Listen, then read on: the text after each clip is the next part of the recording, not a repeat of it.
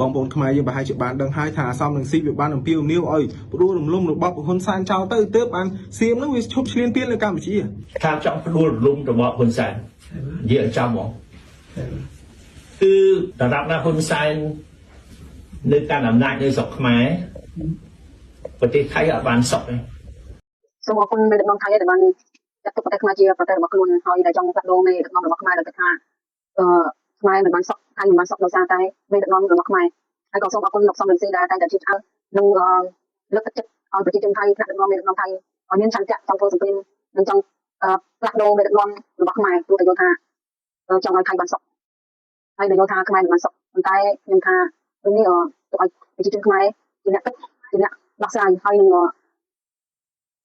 ចង់ផ្លាស់ប្ដូរឬមិនផ្លាស់ប្ដូរគឺទុកឲ្យប្រជាជនខ្មែរឃើញថាវត្តមានលោកនឹងការជឿឆ្អើរបស់លោកសំរងស៊ីនេះគឺមិនមែនជួយខ្មែរបានសុខឬក៏ជួយថៃបានសុខទេឬក៏ដំណើរការរបស់ថ្នាក់ដឹកនាំថៃឬក៏លោកសំរងស៊ីនេះបានជួយឲ្យបញ្ហាប្រែជាល្អនោះទេខ្ញុំថាបើសិនជាលោកសំរងស៊ីអត់ជឿឆ្អើក្នុងរឿងខ្មែរបានសុខច្រើនជាងឬក៏មិនមានទុកអីទេ